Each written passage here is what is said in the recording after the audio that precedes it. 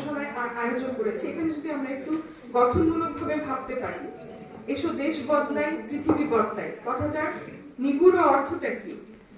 দেশ বদলানো বিষয়টা তো আসলে অনেক ব্যাপক চিন্তা করতে গেলে, তাই না?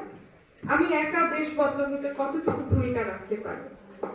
তো দেশ বদলানোর মতো অত বড় একটা কাজ কেউ একা করতে পারবে না। দেশের 18 কোটি জনগণ যদি একসাথে প্রত্যেকে ইন্ডিভিজুয়ালি নিজেকে, নিজের চিন্তা ভাবনা, মন মানসিকতা, মননে পরিবর্তন আনতে পারে, তাহলেই একমাত্র দেশ বদলে যাবে। আর দেশ বদলে গেলে অবশ্যই পৃথিবীও বদলে যাবে, তাই না? তো সুতরাং আমাদের সবাইকে ভাবতে হবে যে বদলাতে হলে আগে আমাদের নিজেদেরকে বদলাতে হবে। এই যে আজকে যে ছেলেমেয়েরা এখানে বসে আছে, এরা সবাই, আমার মনে হয় যে এরা সবাই আমাদের গণঅভ্যুত্থানে অংশগ্রহণকারী ছিল যার যার জায়গা থেকে। তারা কিন্তু কেউ বাবা মায়ের বাধাটুকুও শোনেনি, তাই না? শুনেছো তোমরা? তোমাদের বাবা মায়েরা তো তোমাদেরকে যেতে দিতে চায়নি বাইরে, তাই না? কিন্তু তোমরা সেটা উপেক্ষা করেই গিয়েছো। তার মানে কি? একটা বৃহৎ স্বপ্নের জন্য, একটা বড় অর্জনের জন্য তোমরা তোমাদের বাবা মাকে বোঝাতে পেরেছো, তাই না? বাবা মাও এক পর্যায়ে তোমাদের সাথে রাস্তায় নেমে এসেছে। তারাও বুঝতে পেরেছে যে আমাদের সন্তানদের চাওয়াটা কতটা যৌক্তিক, তাদের স্বপ্নটা কতটা বাস্তবমুখী।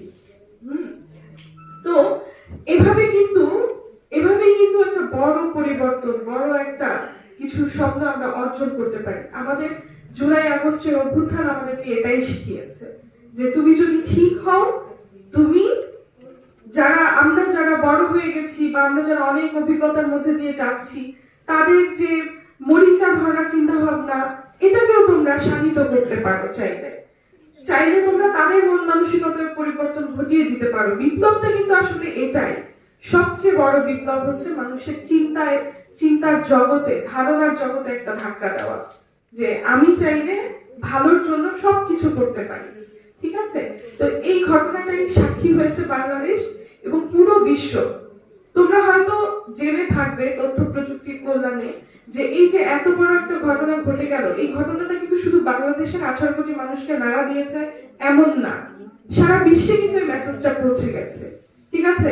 এবং প্রতিটা রাজনীতিবিদ, বিশ্বের বলো পুরো পৃথিবী জুড়ে সবাই কিন্তু বাংলাদেশের এই বিষয়টা নিয়ে গবেষণা করছে যে এটা কিভাবে হলো, কিভাবে এমন একটা বিষয় তারা করে ফেললো একটা অসম্ভব, যেটাকে আমরা কিছুদিন আগেও ভাবতে পারতাম না, যে আমরা একটা চক্রের মধ্যে পড়ে গেছি, চক্র থেকে আমরা কিভাবে বেরিয়ে আসবো। কিন্তু এটা তো আসলে সম্ভব হয়েছে, এটা কিন্তু আসলেই আমরা করে দেখিয়েছি সবাই মিলে, আমাদের তরুণ প্রজন্ম সেটা করে আমাদেরকে দেখিয়েছে।